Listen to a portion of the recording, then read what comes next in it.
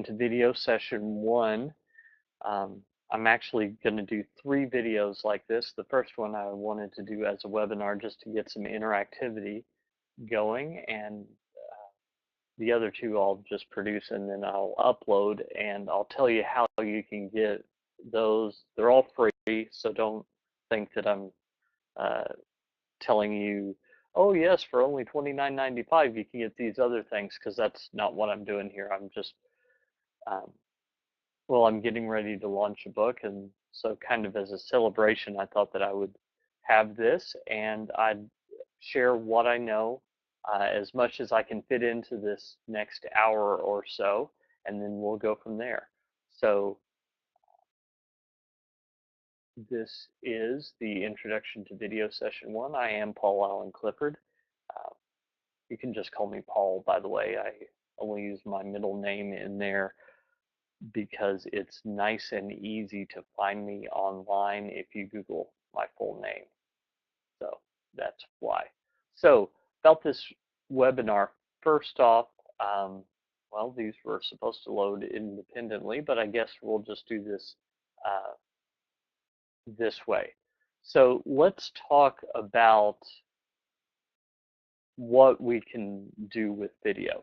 Video provides us the ability to have a connection to the people on the other side of the screen, like a few other things. Now, I'm not quite sure whether you're seeing my webcam or not, but if you are, you can see my face, you can see my facial expressions, and you can see how I'm interacting, what my emotions are. This is something that until the 20th century, it just wasn't available. And until very recently, it wasn't available to most people. Sure, we had camcorders starting in the 80s, but really the distribution of it was still very difficult up until very recently. Now, you might be thinking, video, that's one of those avant-garde technologies that, for certain areas, it's just not going to be effective.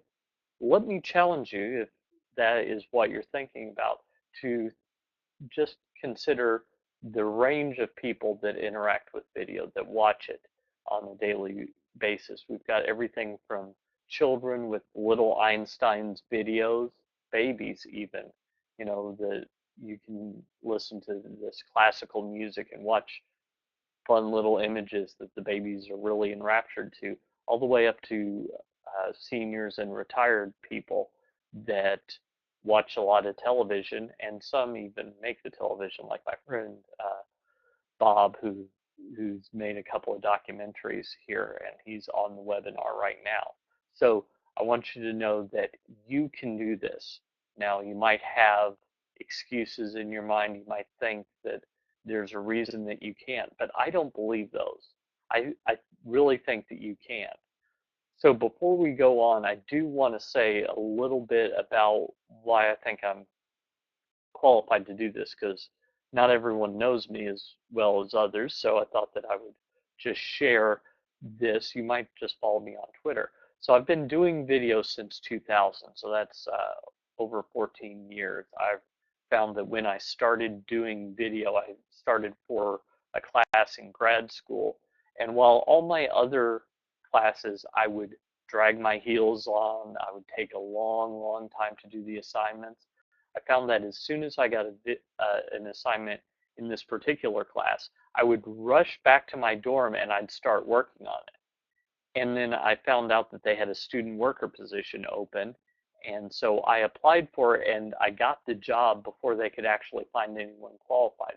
So my experience from the very beginning is on the just in action, making videos for education. And then I worked in a local church, I worked in local television, I've done freelance work, and of course now I'm doing it online. You're actually watching some of my video right now.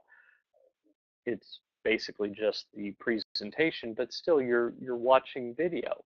So that's just part of my resume. And by the way, I'm not here to hawk the book, but I do have a book coming out probably later this week, early next week, called Church Video School, and it's like 90 quick little lessons on every aspect of video that I could think of, and I wrote that over 3 months, just one day after another, just brain dumping everything I could think of on each individual subject. So there's a lot of background that I have in these past several years.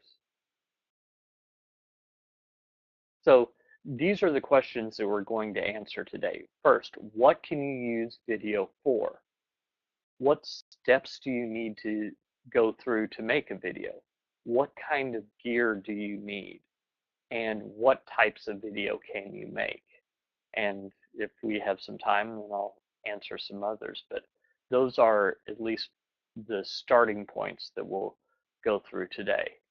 And in subsequent videos, we'll go through some other pieces and parts. So what can you use it for? I think of video as having kind of three different and distinct purposes.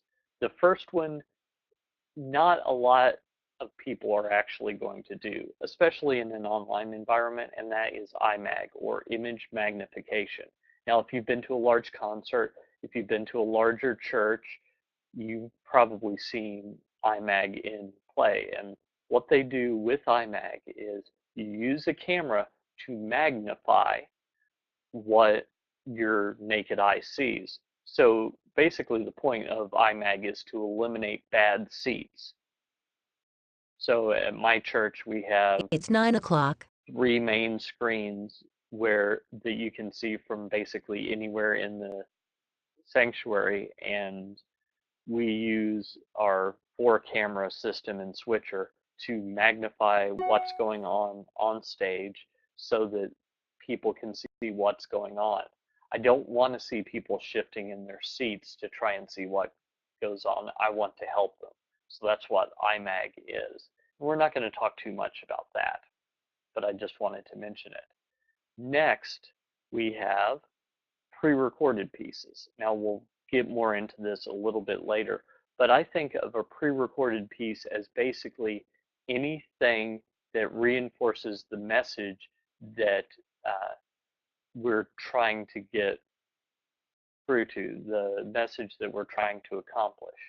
So it could be a funny video, it could be a spoof video, which is a subset of funny videos. It could be something dramatic. It could be motion lower third. It could be a man on the street video, or word on the street, or streeter, where you go out and ask people questions. They used to do this in television news an awful lot. Something like what Jay Leno used to do with jaywalking.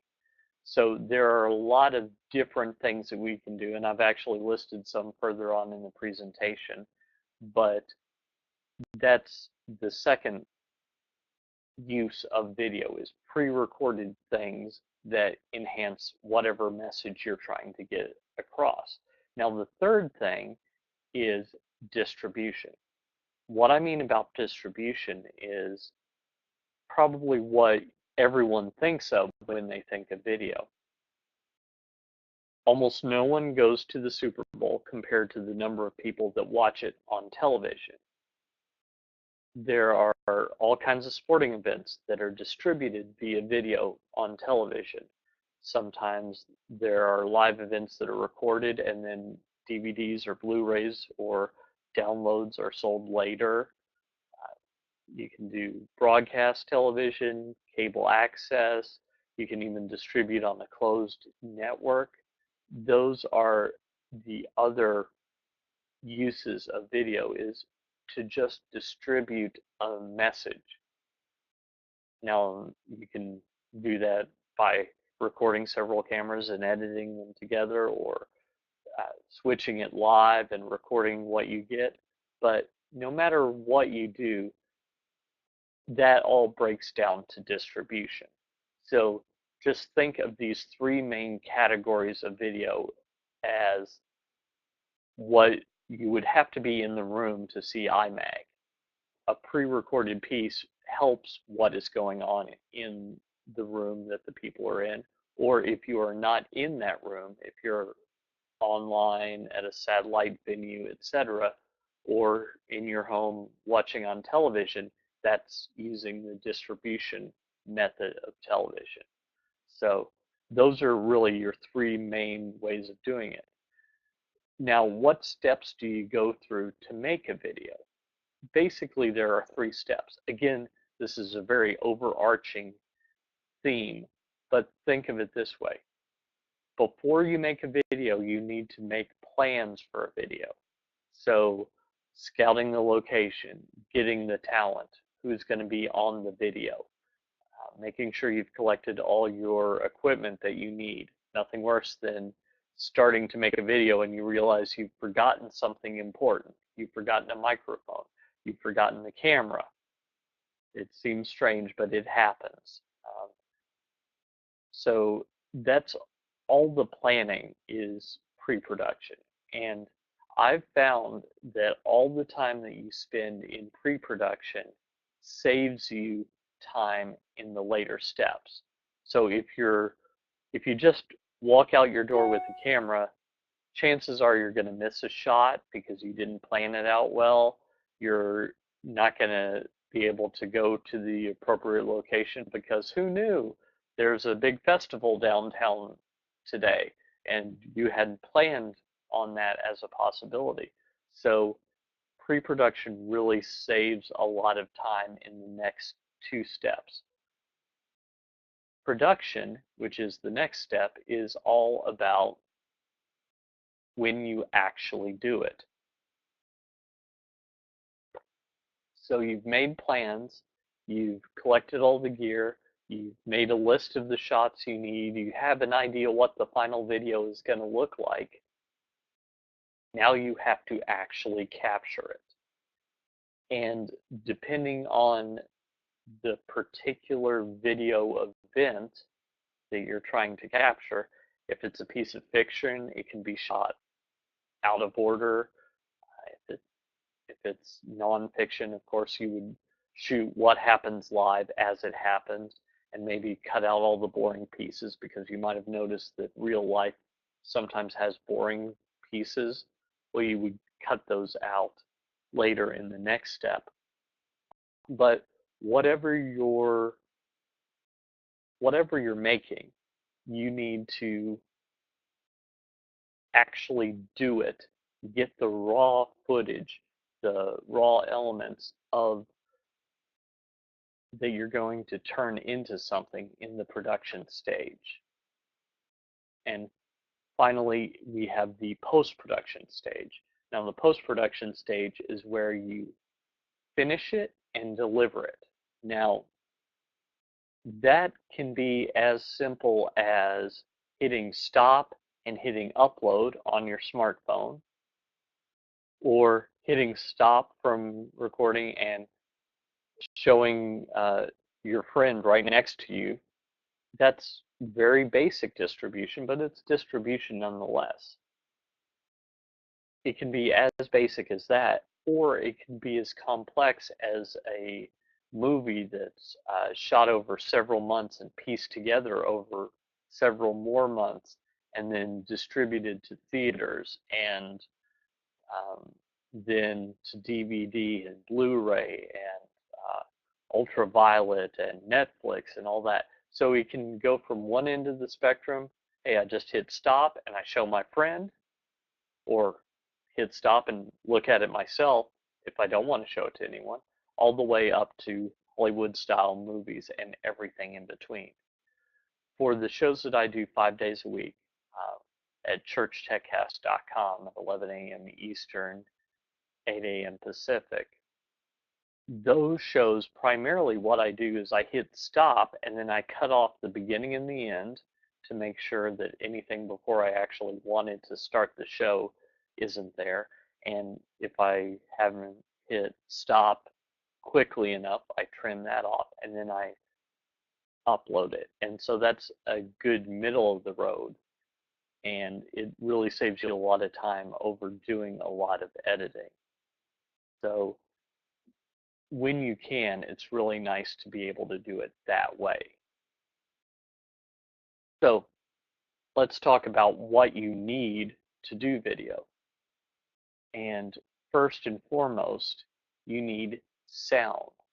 Now, there's an exception to that, and that is if you're doing a silent movie or if you're shooting video that will go against an audio track that you already have, like um, a music video, maybe you're doing a silent movie just because you want to do something fun, and you have a music track of piano being played, then perhaps you don't need sound, but those are the exceptions that prove the rule.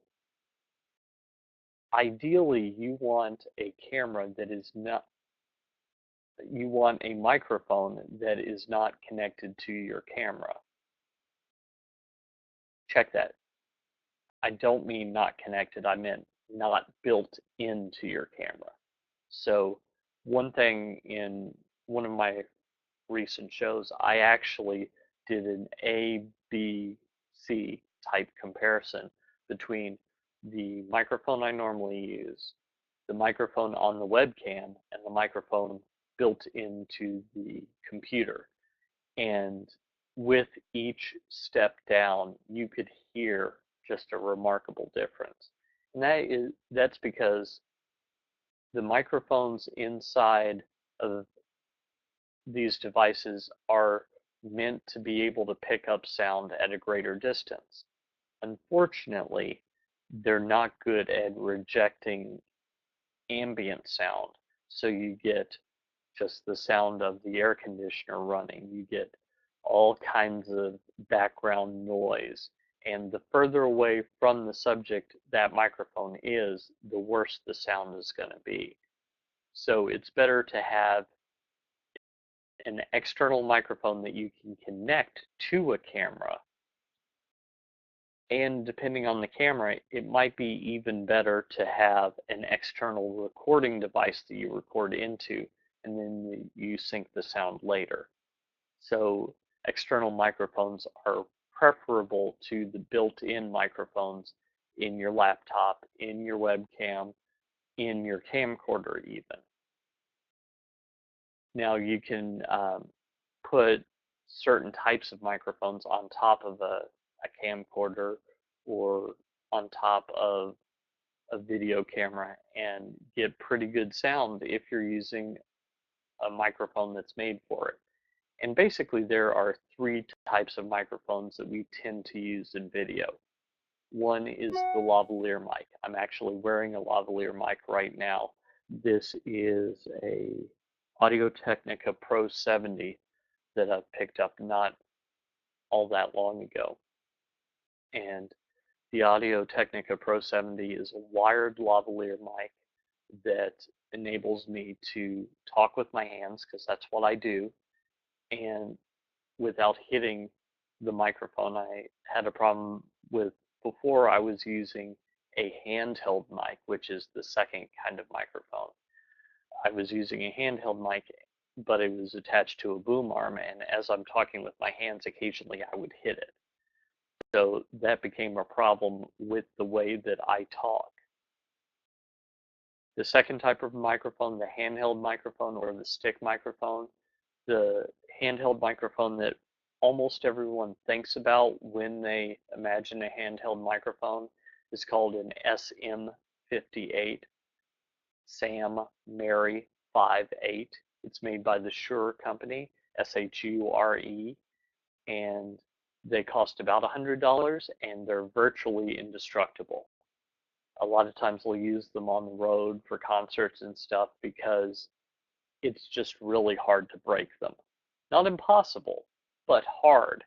A lot of times you'll find one that's been out and about and the windscreen on the top is all dented and mangled, and it'll still have beautiful sound. And that's the advantage of that particular one. Then the third is a what's called a shotgun mic. It's the long, skinny microphones that you sometimes see if you see television news people. They'll often have one of these microphones attached to the camera that they're shooting with, and it's a very directional microphone. It picks up background noise, but it kind of hears a little bit more like people hear, in that you can hear stuff in the background, but it's more dull than whatever the microphone is pointed at. So that's a really good microphone type. Typically, we would use either a dynamic microphone like the SM58, which it works because it's kind of exactly the reverse of a speaker.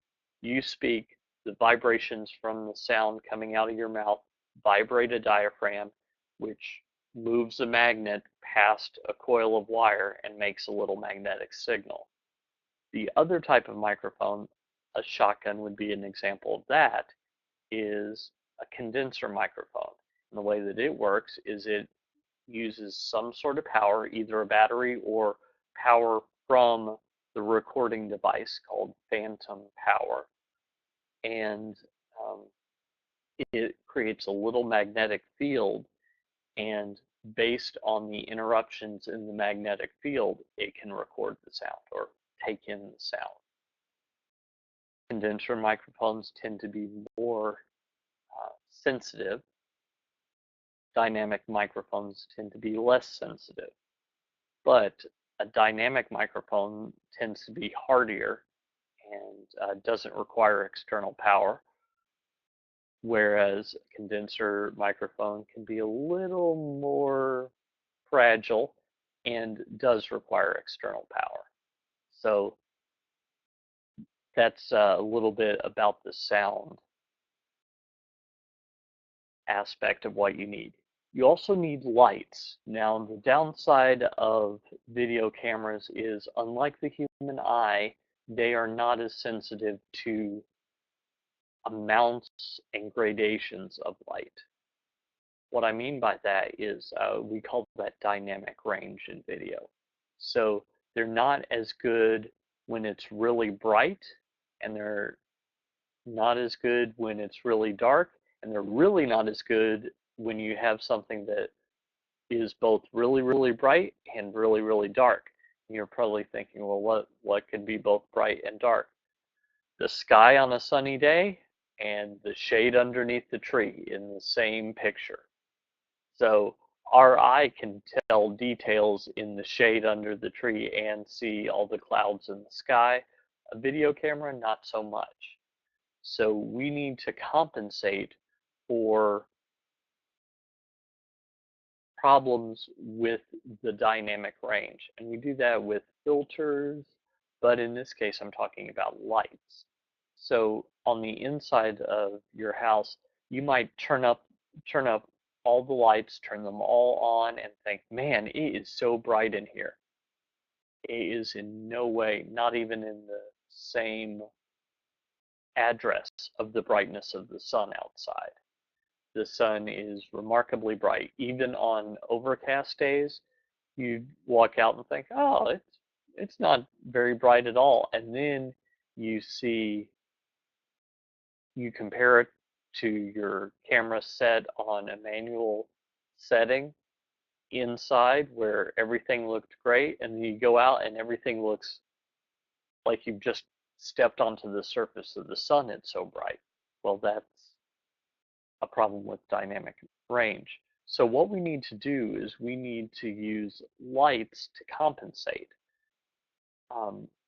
If you were actually seeing my webcam, you could see behind me I have a light, and to one side towards the front I have another, and to the other side, again towards the front, I have a third. So I have three lights surrounding me. If the camera is at the 12 o'clock position, imagine that I'm smack dab in the middle of a clock, and I'm facing 12 o'clock, and that's where the camera is, looking right back at me. About 2 to 3 o'clock, we have one light, and about 7 or 8 or 9, no, probably 8 or 9 o'clock on the clock, I have another light, and at 6 o'clock behind me, I have a third light. And those lights each do something to mimic what natural light looks like.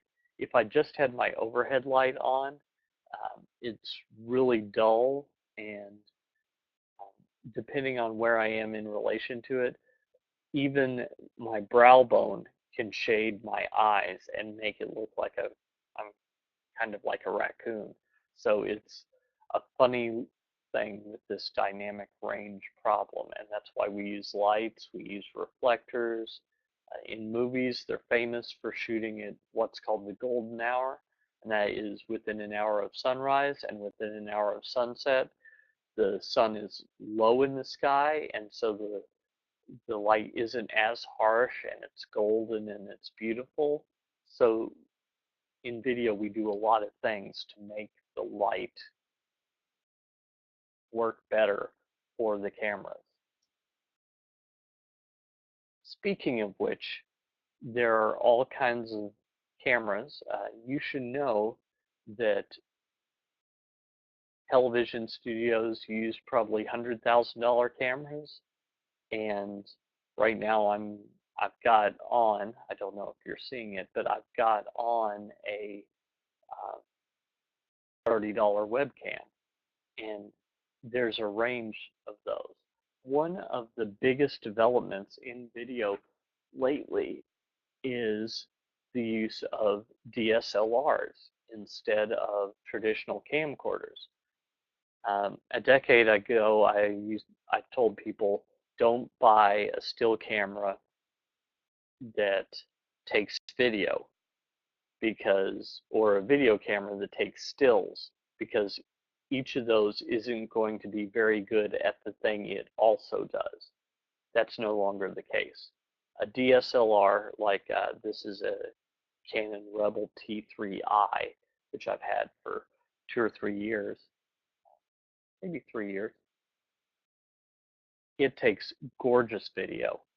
It's not great on sound, but that's something that can be overcome. But because of its sensor, it takes gorgeous video.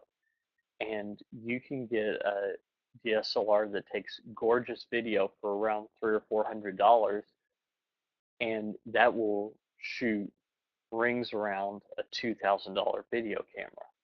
But a $2,000 video camera will have extra features that, while it won't be as beautiful and cinematic in how it looks, will um, kind of make up for it in the ability to capture sound really well, in having the ability to control white balance a little bit better, and control some other things that perhaps a DSLR wasn't really designed to do. So depending on your needs, you might need a video camera, you might need a DSLR, you might need a web camera. And it really matters what you're planning on doing with them. Sometimes you have to buy one camera to do everything, and you've got to make some allowances when you do that. If you're fortunate, though, you can buy several cameras for each job. So I've got a web camera here, I've got a DSLR, I've got a little camcorder if I needed one. And so ideally, that's what I would recommend that people do. You also need a computer. Now, really, you only need a computer if you're going to be editing your video. And sometimes you don't need to edit a video. Remember our example of just taking out your smartphone, shooting a video, and showing it to your buddy. You don't need to necessarily edit that. Even if you wanted to clip off the beginning and end, or just put a title on it, or do a few things, you can often do that in your smartphone. I know that the iPhone, which is what I have, actually does that, and there are a couple of different apps that make that possible. So you can use the iMovie app, for example. There's one called VisiWig that I sometimes use. There's one called Splice. Um, and so there are ways of doing this without a computer. You can do that with a tablet as well, like an iPad or one of the Galaxy tablets from Samsung. They all have the ability to do some rudimentary video editing. But if you want to get into serious video editing, where you're piecing together tons of shots, while it is possible to upload your video to YouTube and do it that way, I've done it, it's not nearly as much fun as doing it locally. And doing it locally with a with good software just makes it wonderful. So you can start with something very basic like Windows Movie Maker or iMovie if you're on a Mac. You can go to something more mid-range like Sony Vegas or Premiere Elements made by Adobe, or even the video editors that are included with Camtasia or ScreenFlow or some screen capture software. And we'll talk about screen capture software at a later time. And finally, if you really need the power, there's nothing like using a high-end editor. There's just something about asking your software to do something and knowing that it can do it, and it does it snappy and quick. So I actually learned on the original version of Final Cut Pro, Final Cut 125 actually, and I used that for years. In fact, I still use it every Saturday. One of the latest versions of that before they upgraded to Final Cut 10. Then there's also Adobe Premiere, which is very similar in how it works to how Final Cut Pro used to work. There's also Avid, which is a hardware software based solution that's more high end, and there's just all kinds of solutions out there. There's even another one, is it Lightworks? Yeah, I think it's Lightworks that's recently been introduced. That's an open source editing solution. So that's something that you can use. When you have a modern computer, you need editing software. So, and by modern, I mean anything released in the last few years. I've edited on computers that I've owned personally since 2000. But in fact, I edited a movie as I was trying to pass the time as my first child was being born when my wife said, "Leave me alone, go play on your computer. I'll call you when I need you." So I went over and I played on my computer. So it's possible to do. I did this back in 2001. It's possible to do on older machines, but for HD video, which is what I would recommend if you buy any cameras today, it's 2014, buy an HD video. HD video cameras are the way to go as a bare minimum. I think 4K video cameras are going to be coming out faster rather than slower. I don't think the adoption rate of 4K is going to be as slow as it was for HD, which was pretty fast compared to color television. So that's really something to consider. You might need other things though. Depending on your production, you might need a set, you might need costumes, you you might need all manner of devices. So it's you might need a slate. If you're recording audio separately than your video, here I've got my slate right here. This is actually a decorative slate that was made by a company that as a party favor table decoration, but I covered that up with something that is a dry erase marker, and now I can use it as a slate to clap that together, the top part and the bottom, and I can see on the video the cause of the sound at the same time that I see the sound. So that's something else that you might need under certain circumstances. But for very basic videos, you wouldn't necessarily need that. So let's talk about some pre-recorded video types that you might be interested in making. You might be interested in making dramas or comedies or spoof videos, which are a subset of comedies, commercials, announcement type videos, or the man on the street, word on the street, streeter type that I told you about earlier. You might also be interested in making music videos, story or testimony videos, preaching or teaching videos, training videos, or emails or video, um, or video for an email, rather. Those are all possibilities.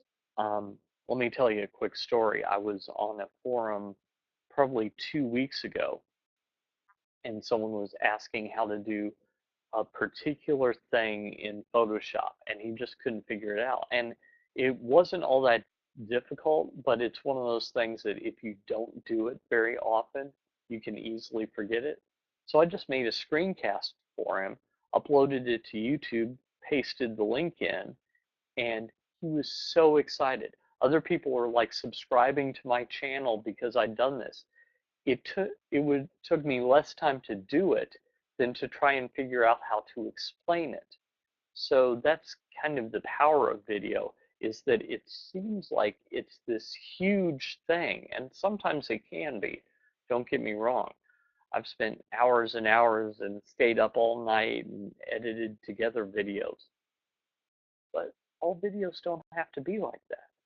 Sometimes they can be very simple things that are made very quickly, and they solve a problem. They fill a need. When you find something that's like that, you can really, really accomplish something. So those are the basic types of videos. I do want to tell you that on the next video, what I'm going to do is I'm going to talk a little bit about some of the thoughts that might be going through some of your heads, that video is too expensive, that you're not technical enough to do it, that you don't have the time to do it, or that it won't really appeal to young people. And I think I've got some answers to all those that very well may surprise you.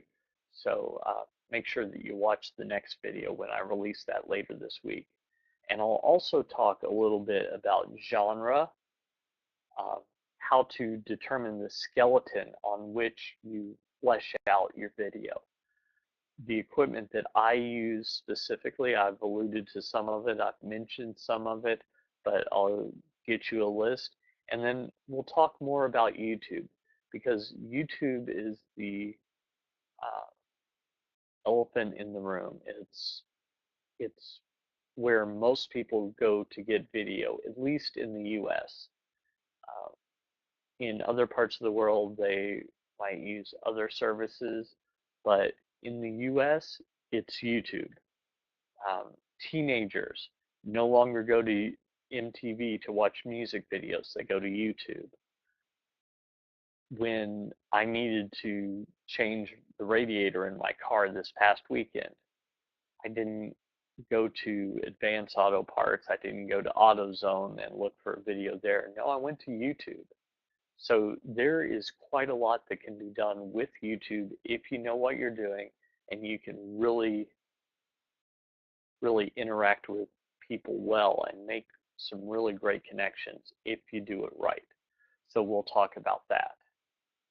But in between now and then, I do have some next steps for you. I'd love it if everyone watching this, whether you're watching the live version or a pre-recorded version later, if you would go to Twitter, if you're on Twitter, and tweet about this webinar. Just mention it and use the hashtag VidSchool, VidSchool.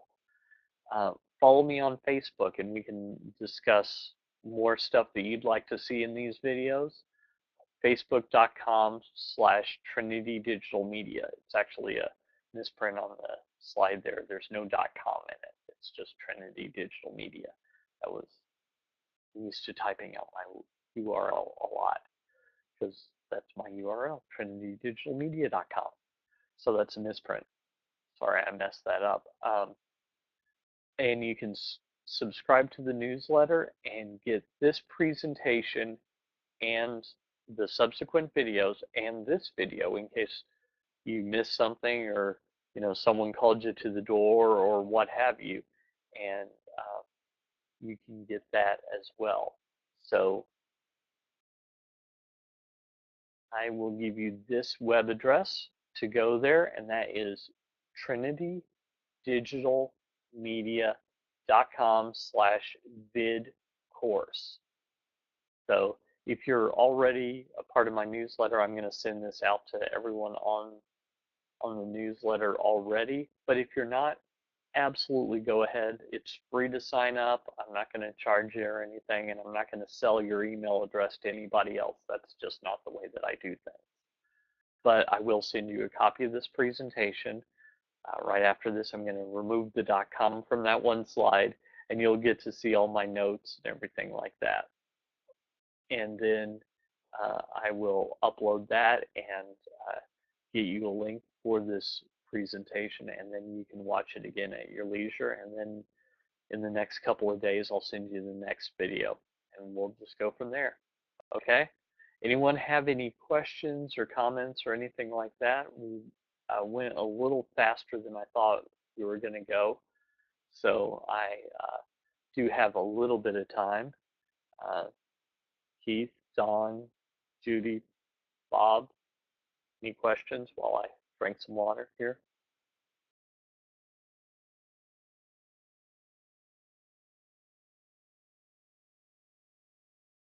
You're welcome, Judy. I'm glad you liked it. I'm the whole point of this is I'm trying to be helpful, and so I'm glad. Uh, Bob says good job. Well, thank you, Bob. I take that as a compliment from you. Bob and I have known each other for probably close to 10 years, probably 8 at least. So anytime I do something, he's there to support me. It makes me happy. You might be 88, but I am not 88, Bob. I'm only 40, so there's no way I could have known you for 88 years. Must have mistyped. Yeah, 2005, that makes sense. Yeah. So Judy says she's looking forward to the next one. I want to do a YouTube video, she says, so I'm looking forward to getting info on that. Great, I love that. John, yes, good job, and thank you for your time. Looking forward to the next one. Great. So when you do get the video, I'm going to embed that on the page, and if you could just leave some comments, that would be great, just to get the discussion running, just to show that you enjoyed the video for people that land on the page and aren't sure they want to take the time. Just great stuff. So thanks so much, everyone. I'm hoping to just make this useful. That's basically all I really want to do. So look forward to that probably Wednesday. I guess now that I've said it, I have to do it, don't I? So look forward to that video Wednesday, and we'll get going from there. Okay, I hope that answers all your questions. Don says bye. Till next time. Till next time, you, Don. And same to you, Judy, and Bob, and Keith. And you guys have a good night. And I will, well, you'll see me.